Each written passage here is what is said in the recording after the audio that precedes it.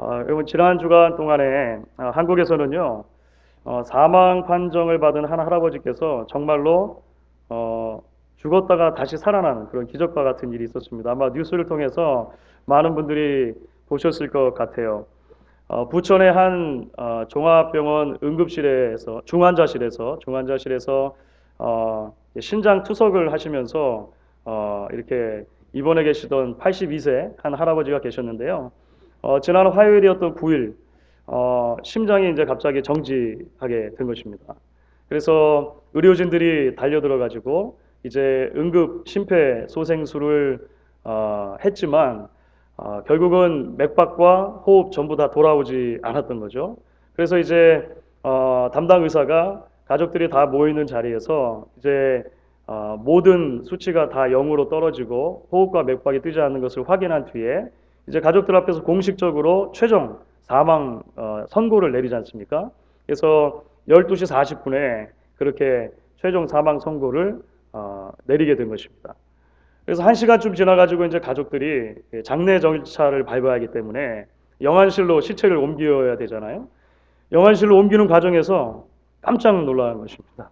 이 시신을 덮어두었던 천이 살짝 움직인 거예요. 무서웠겠죠. 그래서 가족들이 깜짝 놀라서 이제 천을 들추고 보니까 호흡을 하시는 거예요. 그래서 급하게 의료진들을 불렀고 다시 중환자실로 옮겼는데 한 이틀쯤 지나신 뒤에 굉장히 좋아지신 거예요. 예. 신장 기능도 많이 정상화되고 그렇게 되기 전에는 치매 기능 치매도 조금 있으셨는데 그렇게 죽었다 깨어나신 뒤에 치매 증상도 막 사라지고 이 현상을 바라보고 경험했던 사람들의 반응이 좀 다양한 것 같습니다. 가족들은 우선 병원이 잘못했다 이렇게 생각을 하는 거예요. 하마터면 멀쩡하게 살아계신 아버지를 장사 지낼 뻔했다. 이런 이야기를 한 거죠. 반면에 병원에서는 어떤 반응을 보였을까요? 의학적으로 도저히 설명할 수 없는 일이 일어난 거다. 이렇게 얘기를 했어요. 왜냐하면 실제로 모든 가족들이 대동한 자리에서 호흡과 맥박이 완전히 끊어지고 그야말로 사망한 것을 확인했단 말이에요. 그런데 다시 깨어나신 거니까 이것은 도저히 의학적으로 설명이 안 된다 이야기를 했습니다. 언론에서는 어떻게 얘기했을까요? 깨어난 원인 점점 미궁 속으로 빠져. 그러니까 무슨 말입니까? 자신들의 이익에 따라서 조금씩의 접근은 다를 수 있지만 사실은 공통된 그 반응의 그 근거가 있는 거예요. 뭐냐면 죽었다가 사람이 다시 살아나는 것을 믿지 못할 일이라는 것입니다. 그렇죠? 누구나 다 이런 전제를 가지고 지금 접근하는 거예요. 일어날 수 없는 일, 도저히 현대 과학과 우리의 상식으로, 우리의 경험으로 일어날 수 없는 일, 일어나지 말아야 할 일이 일어났다라고 하는 것을 공통적으로 사람들이 사실 이야기한 것입니다. 여러분, 우리는 계속해서 부활하신 예수님을 만난 사람들의 이야기를 나누고 있어요. 사실요, 예수님께서 죽었다가 다시 살아나셨다는 소식을 들었을 때 여러 사람들이 다양한 반응을 보였습니다. 그런데 그 반응의 공통점 중에 하나는 뭐였냐면요. 21세기를 살아가는 우리들이나 1세기 예수님 당시의 사람들이나 부활은 믿지 못할 일이었다라고 하는 거예요. 쉽게 믿어지는 일이 아니었다라고 하는 것입니다. 상식과 통념으로 이해될 수 있을 만한 것이 아니었기 때문인 거예요. 이제 오늘 우리가 부활의 주를 만난 사람들이라는 시리즈의 마지막 시간이 되는데요. 오늘 마지막으로 함께 살펴볼 사람인 바울도 사실 마찬가지였습니다. 특별히 여러분, 이 부활이라고 하는 주제와 관련해서 볼 때 우리가 이전에 함께 나눴던 도마나 엠마오로 내려가는 두 제자 또는 베드로와 비교해 보았을 때 사실 이 바울이 보인 반응은요, 대단히 거칠고 극단적인 반응입니다. 아마 지금까지 말씀드렸던 모든 사람들 중에서 가장 극단적인 반응을 아마 바울이 보였을 거예요. 그 예수의 부활이라고 하는 사건에 대해서 왜냐하면 바울은요, 박해라고 하는 방법으로 반응했습니다. 핍박한 것입니다. 가장 적극적으로 부활하신 예수와 그 예수의 부활을 믿고 증거하는 사람들을 핍박한 사람이 바로 바울이었기 때문에 그래요. 여러분, 사도행전에 그런 바울의 모습이 좀 잘 나타나 있죠. 예수께서 부활하시고 승천하신 이후에 예루살렘이라고 하는 도시가 들썩거리기 시작했습니다. 오순절 성령 강림 사건을 경험하고 나서 제자들이 가는 곳마다 복음을 전한 거예요. 그리고 그 복음에 반응하는 사람들이 생겨나기 시작한 것입니다. 제자들이 전한 복음의 내용은요, 사실 대단히 간단합니다. 오늘 우리가 함께 읽은 고린도전서 15장의 전반부에서 사실 바울이 그것을 그대로 사실 전하고 있는 건데요. 나사렛 예수가 하나님의 아들 그리스도다, 메시아다라고 하는 거예요. 그 그리스도가 죄인들을 위해서 고난당하고 죽고 부활하셨다라고 하는 것. 그 예수를 믿으면 죄로부터 해방이 되고 영생을 얻는다라고 하는 것. 이 가장 기본적인 메시지를 전했다고 하는 거예요. 그런데 하루가 멀다 하고 무수하게 많은 사람들이 그 복음을 듣고 예수를 영접하는 거예요. 그렇죠?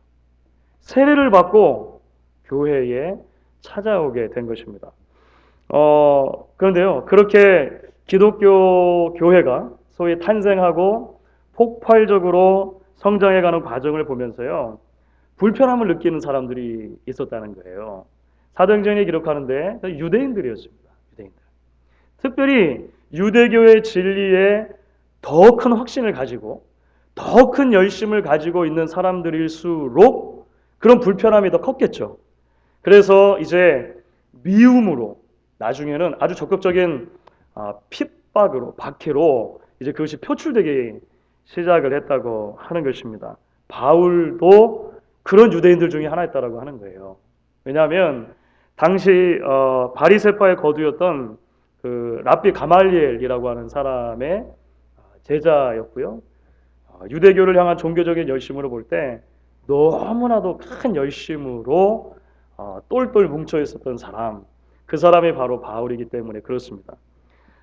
사도행전 8장과 9장에 사실은 이제 바울이 좀 더 구체적으로 어떻게 그렇게 핍박을 했는가, 박해를 했는가라고 하는 내용이 나오는데요. 먼저 사도행전 8장 3절은 이렇게 이야기를 합니다. 사도행전 8장 3절에 이런 이야기가 나오죠. 같이 한번 읽어보겠습니다. 사울이 교회를 잔멸할세 각 집에 들어가 남녀를 끌어다가 옥에 넘기니라. 스데반 집사의 순교 사건이 바로 일어난 직후에 바울이 이런 모습을 보였다는 것입니다.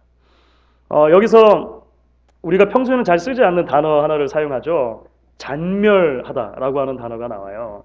사실 대단히 강력한 단어입니다. 이게 무슨 말이냐면 완전히 풍비박산을 냈다는 의미입니다.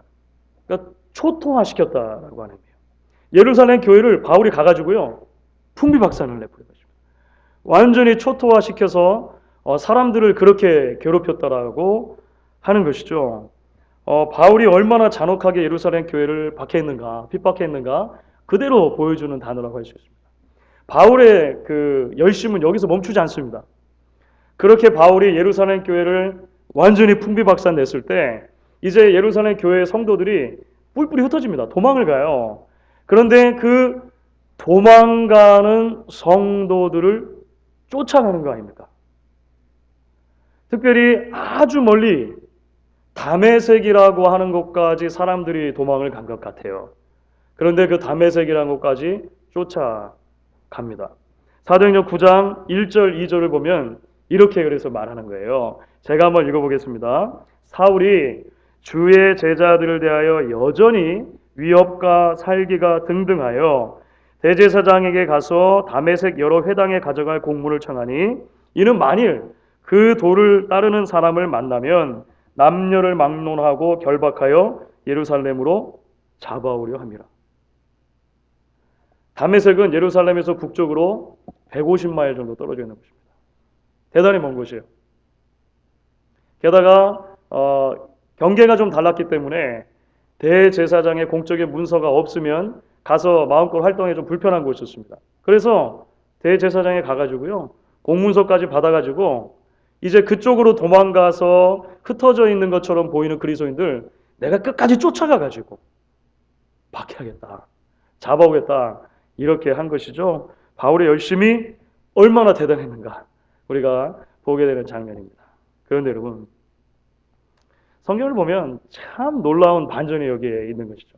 그렇죠. 우리가 잘 아는 것처럼 바로 그 길이 바울의 인생을 송두리째 바꾸어 버릴 길이 될 줄 그 누가 짐작할 수 있게 있었겠느냐라고 하는 것입니다. 여러분, 그토록 환멸했던 예수입니다. 그토록 싫어했던 예수예요. 그를 믿고 따르기만 한다면 그래서 지구 끝까지라도 찾아가가지고 정당한 판결을 받도록 하는 것이 나의 신앙의 열심이다라고 생각할 만큼 예수가 싫었던 거예요. 예수가 부활했다고 말하는 것이 싫은 거예요. 그 부활한 예수를 전하는 것이 싫었던 것입니다. 그런데 바로 그런 바울도 예수님께서 만나주시는 거예요. 부활하신 예수님께서 바울이 다메섹에 거의 가까이 왔을 때 시력을 빼앗아 갈 수밖에 없을 만큼 강력한 빛으로 나타나시는 것이죠. 바울에게 다가와 주시고 바울에게 말을 걸어주시는 것입니다. 그리고 나서 그 이후로 바울의 삶은요, 완전히 변하게 되는 거예요. 그렇죠. 박해자에서 전도자로, 전도하다가 오히려 박해를 받는 사람으로 그의 삶이 180도 변하게 되었다라고 하는 것입니다. 여러분, 오늘 우리가 읽은 본문인 이제 고린도전서 15장의 말씀은요, 그렇게 부활하신 예수를 만나고 삶이 변화된 바울의 대단히 진솔한 신앙의 고백이 담겨 있다고 해도 과언이 아닙니다. 아주 개인적인 측면에서 사도 바울이 이제 자신의 그 신앙을 고백해요. 부활 신앙이라고 하는 것을 소위 고백하는 것입니다. 바울이 믿고 이해하고 붙들고 평생을 헌신하게 된 그 부활의 신앙, 그 에센스가 무엇인가라고 하는 것을 전하고 있어요. 우리는 그리고 이제 이 바울의 고백을 통해서 우리가 지금 이제 계속 함께 살펴보고 있는 주제인데요. 단지 1년에 한 번 정도 고난주간이나 부활 주일을 지날 때만이 아니라 매일매일의 삶 가운데서 부활 신앙을 붙들고 살아야 될 우리들에게 하나님께서 기대하시는 부활 신앙은 무엇인가 라고 하는 것을 보게 되는 것입니다. 물론 여러분, 우리는 모두가 다 똑같이 바울과 같은 삶을 산 건 아닙니다. 모두가 다 똑같이 바울과 똑같은 방식으로 회심을 경험한 것도 아니에요. 말씀드린 것처럼 바울의 삶과 바울의 회심에는 조금 극단적인 면이 있습니다. 아주 특별한 면이 있다고 하는 거예요.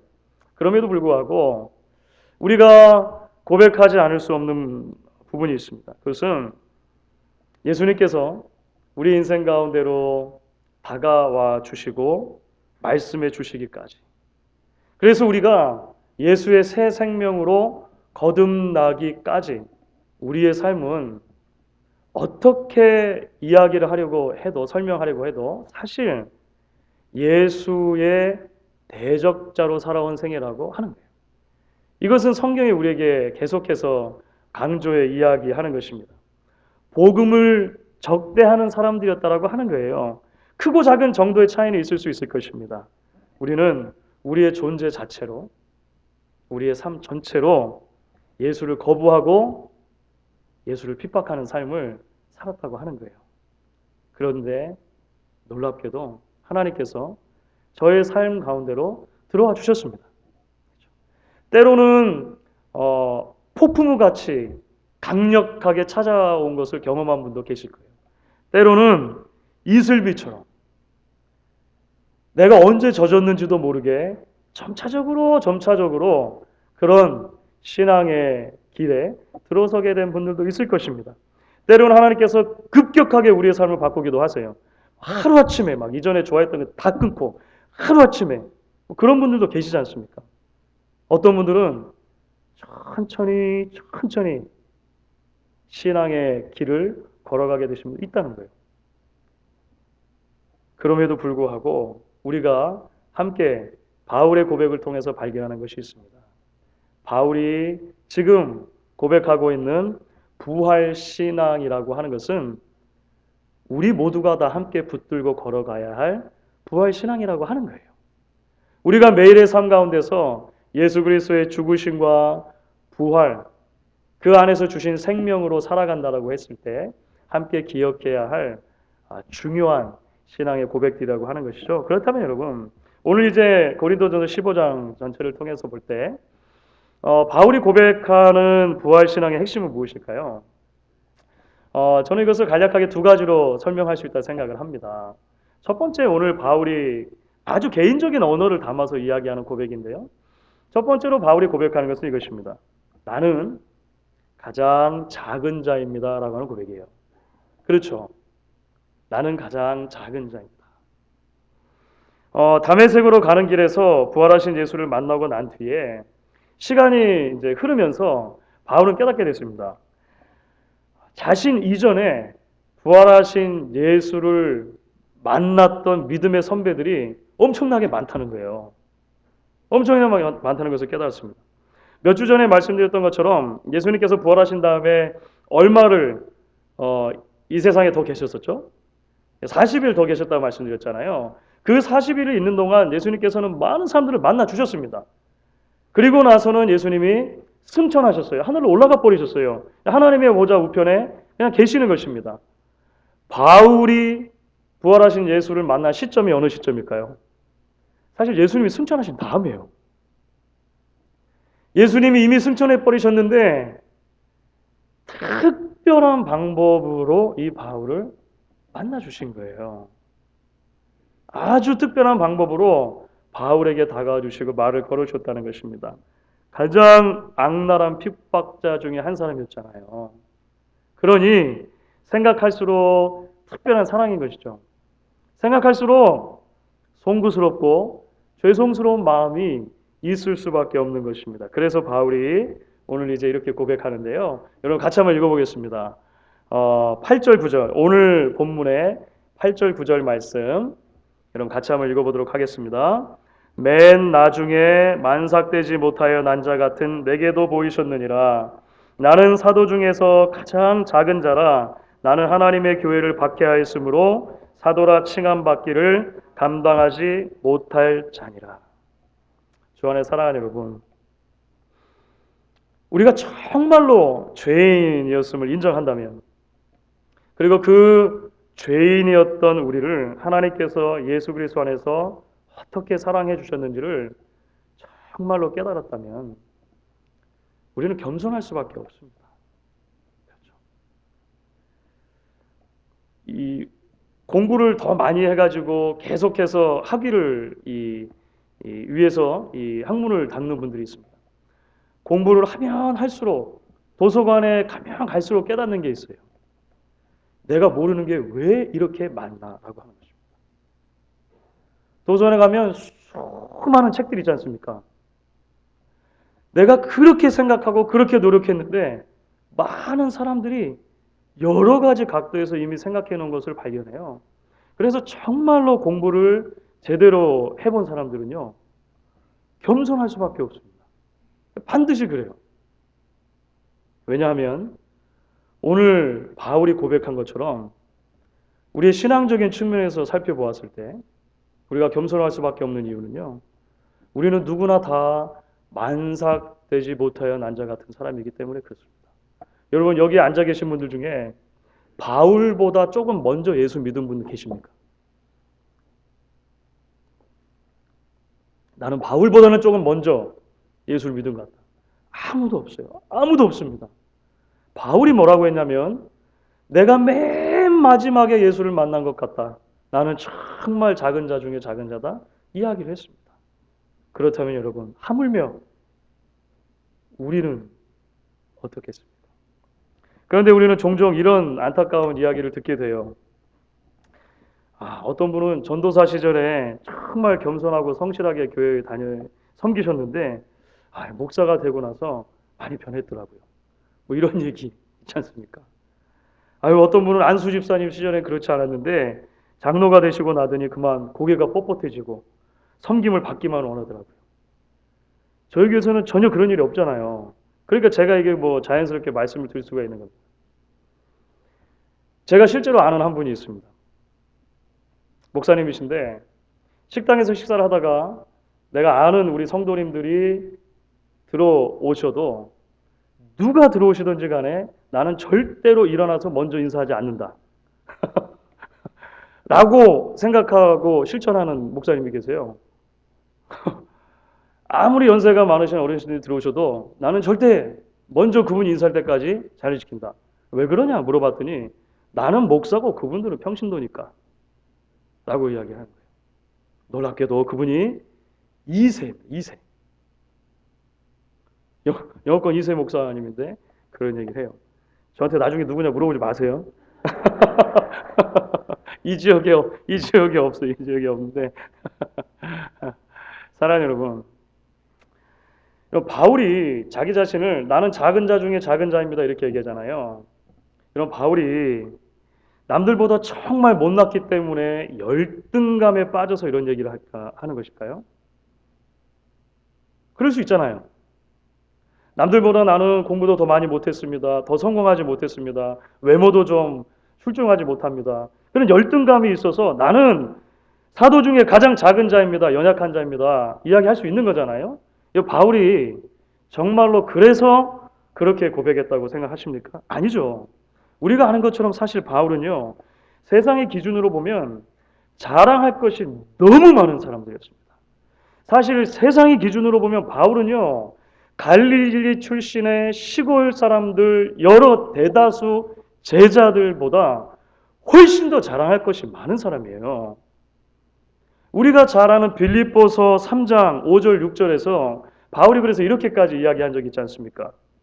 같이 한번 읽어보도록 하겠습니다. 빌립보서 우리 잘 아는 말씀인데요. 빌립보서 3장 5절 6절입니다. 나는 8일 만에 할례를 받고 이스라엘 족속이요 베냐민 지파요 히브리인 중에 히브리인이요 율법으로는 바리새인이요 열심으로는 교회를 박해하고 율법의 의로는 흠이 없는 자. 당시 유대인들이 세워놓는 높은 기준으로 볼 때도 흠 잡을 데 없을 만큼 완벽한 사람이었다는 거예요. 소위 금수저. 네. 그런데 바울이 나는 가장 작은 사람입니다. 고백하는 것이죠. 그가 그렇게 고백할 수밖에 없는 이유가 무엇입니까? 자신보다 훨씬 큰 예수를 발견했기 때문이에요. 그래서 제가 빌립보서 3장 7절부터 8절 전반부는 쉬운 성경으로 한번 읽어보도록 하겠습니다. 우리가 너무 잘 알고 있는 부분이라 조금 이렇게 거리를 두기 위해서 쉬운 성경으로 한번 읽어보도록 할게요. 그때는 이 모든 것이 내게 너무나 소중하고 가치 있는 것들이었습니다. 아까 말했던 그 자기를 자기 되게 했던 모든 것들 말하는 거예요. 그러나 예수 그리스도를 만난 이후 그 모든 것이 아무 쓸모없는 것임을 알았습니다. 그것뿐만 아니라 이 세상 그 어떤 것도 내 주 예수 그리스도를 아는 것과 비교가 되지 않습니다. 이것이 사도 바울의 고백이었습니다. 바울은 부활하신 예수를 만나고 난 뒤에 일관되게 이런 고백을 했고 일관되게 이 고백에 합당한 삶을 살았습니다. 이것이 바로 바울에게 있었던 부활신앙. 내가 예수의 부활을 믿고 그 부활하신 예수를 만나고 나서 살아간다고 했을 때 의미하는 것이 무엇이냐? 아주 중요한 하나의 기둥이었다라고 하는 것이죠. 바로 이 고백이 저와 여러분의 고백도 되어질 수 있기를 간절히 바라는 것입니다. 이제 두 번째로 바울이 고백하는 부활신앙은 무엇입니까? 이 첫 번째 신앙과 아주 밀접한 관계가 되죠. 두 번째로 바울이 고백하는 신앙은요. 그래서 나의 나 된 것은 하나님의 은혜입니다라고 하는 고백입니다.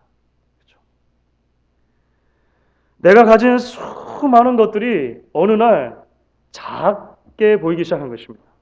성공하고 유능하고 잘난 줄 알았던 나, 그러니까 나를 나되게 했던 수많은 것들이 있었잖아요. 이것만 가지고 다른 사람하고 비교하면요, 나는 다른 사람보다 너무 큰 사람인 거예요. 그런데 복음 안에서 하나님의 은혜라고 하는 거울에 비추어서 보니까 하나님의 은혜는 비교할 수 없을 만큼 큰 거예요. 그것을 깨달았다고 하는 것입니다. 예수 안에서 오래전부터 자신을 지켜봐 주시고 사랑하신 하나님의 은혜, 가장 정확한 때에 가장 정확한 방법으로 자기에게 다가와 주신 하나님의 은혜, 자신의 인생의 모든 가치와 방향을 송두리째 바꿔주신 하나님의 은혜, 그 하나님의 은혜가 자기를 자기 되게 했던 모든 것보다 크다라고 고백하게 된 것입니다. 그래서 바울에게 하나님의 은혜는요, 이제부터 바울이 존재하는 이유이고요, 바울이 살아 숨쉬며 일하는 이유이고요, 그가 살아가게끔 만드는 원동력이 되었습니다. 어떻게 할 수 있는가? 우리 10절 말씀 같이 한번 읽어보도록 하겠습니다. 이 바울의 고백인데요, 10절 말씀을 같이 읽겠습니다. 그러나 내가 나 된 것은 하나님의 은혜로 된 것이니 내게 주신 그의 은혜가 헛되지 아니하여 내가 모든 사도보다 더 많이 수고하였으나 내가 한 것이 아니요 오직 나와 함께 하신 하나님의 은혜로라. 여러분 지난 4월 달인 4월 20일에 콜로라도주 덴버에 새롭게 교회 하나가 생겼습니다. 그런데 이 새롭게 생긴 교회가 미국 교회를 굉장한 혼란에 빠뜨렸습니다. 혹시 그 뉴스를 들으신 분들이 계신지 모르겠습니다. 교회 이름부터가 충격적이에요. 교회 이름이 뭐냐면 마리화나 국제교회. 마리화나 국제교회. 실제로 말 그대로 이 교회에 모인 사람들이요, 마리화나를 같이 피우면서 예배를 드립니다. 놀랍죠? 부러운 분 계세요 혹시? 그렇지는 않으신 것 같은데. 교회 측이 스스로 교회에 대해서 설명을 해요. 이렇게 설명합니다. 신성한 약초를 흡입함으로 예배에서 영감과 의미를 발견하고자 하는 사람들을 위한 교회. 이거 진짜입니다. 진짜입니다. 그 교회를 설립한 사람이 리 몰로이라고 한 사람이 있는데요, 이렇게 말해요. 마리화나를 통한 명상과 예배를 통해서 그 안에서 나의 진정한 의미를 발견하게 될 것입니다. 여러분 광고하고 처음 예배를 드리는데 몇 명 모이는지 아십니까? 200명 모였습니다. 200명. 놀랍죠? 지금 이제 교계에서도 아주 이슈가 되었고요. 사실 덴버시 자체에서 좀 이슈가 됐습니다. 이거를 덴버시가 그대로 놔두는 게 맞느냐 아니냐 뭐 이런 거 있지 않습니까? 물론 이제 그 콜로라도주가 마리화나 사용을 합법한 주잖아요. 그런 것은 좀 있습니다만 그런 공적인 장소, 그러니까 예배 장소에서 이게 가능하냐 뭐 하여간 여러 가지 이 이야기가 진행되고 있습니다. 물론 여러분 이런 교회의 등장과 관련해 가지고 우리가 사회적으로, 문화적으로, 종교적으로 여러 가지 이유는 이야기를 할 수 있을 것입니다. 그런 모든 것들은 뭐 다음 기회로 미루더라도 오늘 이 시간에 우리가 이야기는 할 수 있을 것 같아요. 저는 이것이 하나님의 은혜가 신앙과 삶의 중심이 되지 못한 아주 기형적인 신앙의 극단적인 한 예가 아니겠는가 이런 생각을 합니다. 성도의 성도됨에 있어서, 그렇죠? 신앙의 신앙됨에 있어서, 교회의 교회됨에 있어서 하나님의 은혜에는 온데간데 없는 거예요. 오직 사실 내가 있는 나 어떻게 하면 나를 잘 발견할 것인가, 그 신령한 약초 막 이렇게 얘기하면서, 그렇죠? 그런데 여러분 아십니까? 사실요, 자칫하면 우리도 얼마든지 하나님의 은혜가 아니고서도 내 힘과 내 의지와 내 노력으로 모든 것을 이루며 살 수 있다고 생각하기 쉬운 사람이라고 하는 것입니다. 그렇게 극단적으로 가지 않는다 하더라도 때로 우리는요, 하나님의 은혜보다 사실 내가 더 커진 채로 살면서도, 신앙생활 하면서도 나는 잘 믿고 있다, 나는 정말 열심을 내고 있다라고 생각할 수 있는 가능성이 얼마든지 있는 사람들이라고 하는 거예요. 그래서 여러분, 우리는 날마다 하나님의 은혜 아래 내가 있는지를 돌아보고 살펴보아야 하는 것입니다.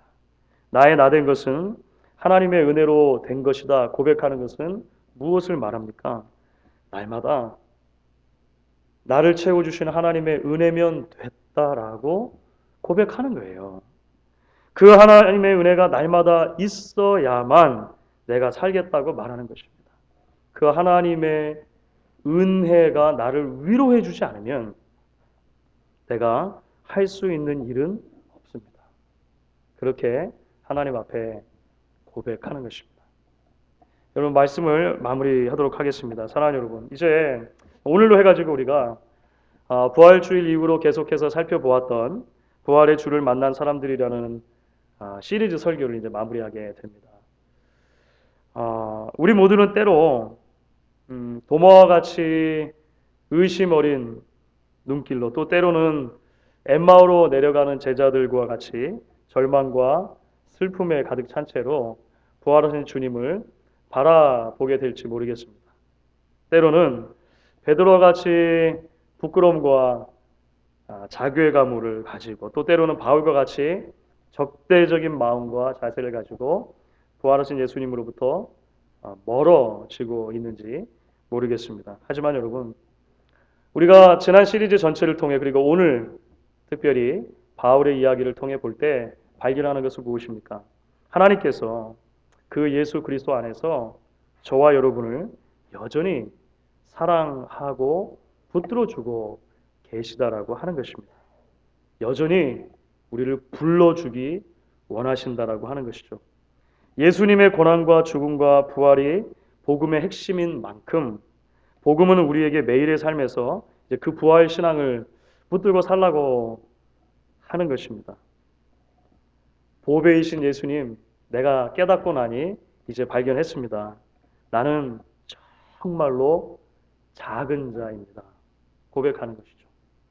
하나님의 은혜를 경험하고 나니 이제 깨달았습니다. 그 은혜 때문에 내가 존재하고 살고 일합니다. 나의 나 된 것은 모두가 다 하나님의 은혜입니다. 고백하는 것입니다. 신앙의 여정의 모든 순간마다 그리고 이 고백을 함께 드리며 하나님께서 기뻐하시는 믿음의 자녀들로 세워져가는 저와 여러분 되실 수 있기를 주의 이름으로 간절히 축원하겠습니다. 같이 한번